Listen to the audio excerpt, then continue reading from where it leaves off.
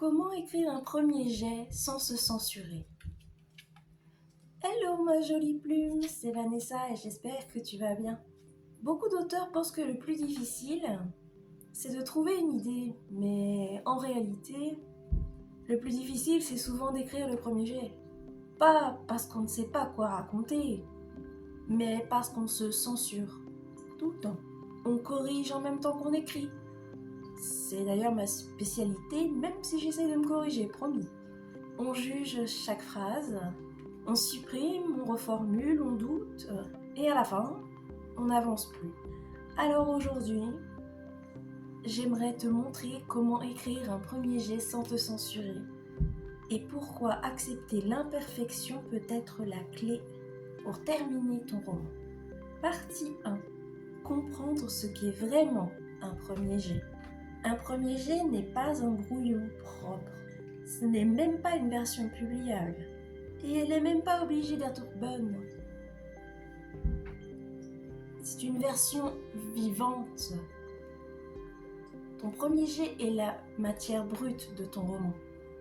Et la matière brute a le droit d'être maladroite, d'être excessive, d'être bancale ou d'être incomplète. Tu exiges la qualité au moment de sa création.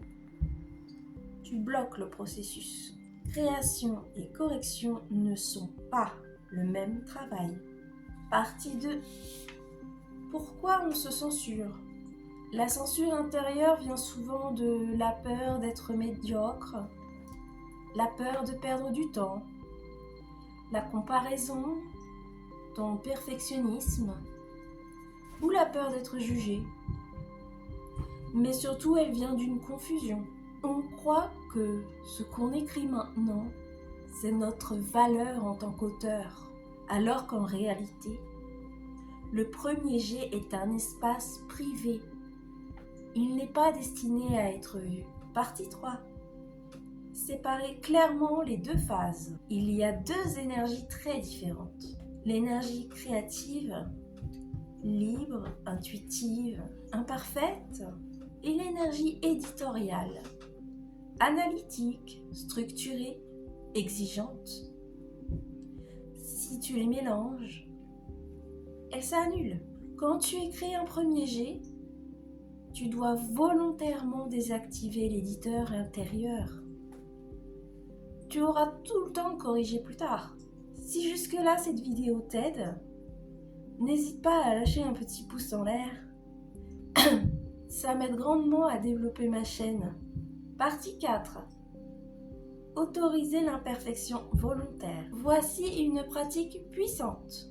Avant de commencer à écrire, dis-toi explicitement: je m'autorise à écrire mal. Ça paraît simple, mais cette permission change tout, parce qu'elle enlève la pression. Et paradoxalement, c'est souvent quand on accepte d'écrire mal qu'on écrit le plus juste. Partie 5.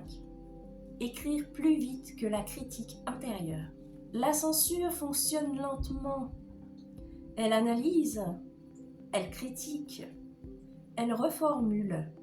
Si tu écris plus vite qu'elle ne peut réfléchir, elle perd du pouvoir.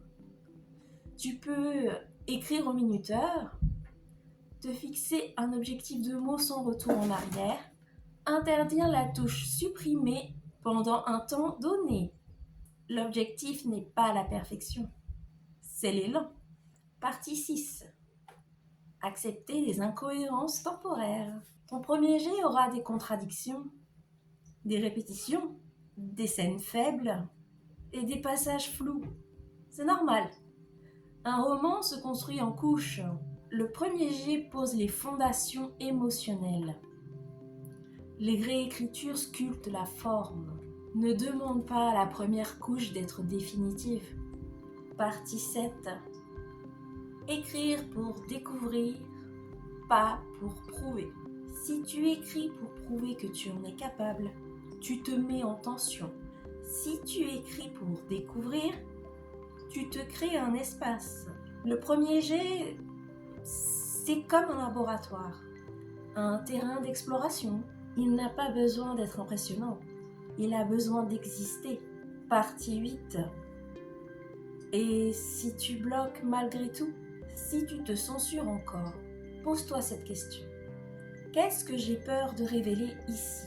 Parfois, on se bloque parce que l'écriture touche quelque chose de sensible. Dans ce cas, la censure, c'est une protection. Et il faut avancer doucement, pas se forcer. Un premier jet imparfait peut être retravaillé.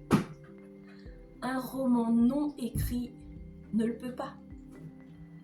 Si tu veux vraiment devenir auteur, ton objectif n'est pas d'écrire parfaitement. C'est d'aller jusqu'au bout. Laisse ton premier jet être brut, inégal, humain. La magie, elle vient souvent après. Si cette vidéo t'a plu, n'hésite pas à t'abonner si ce n'est pas encore fait, à donner ton avis dans les commentaires et à aimer cette vidéo. N'oublie pas, écris avec passion et vis avec douceur. Ciao!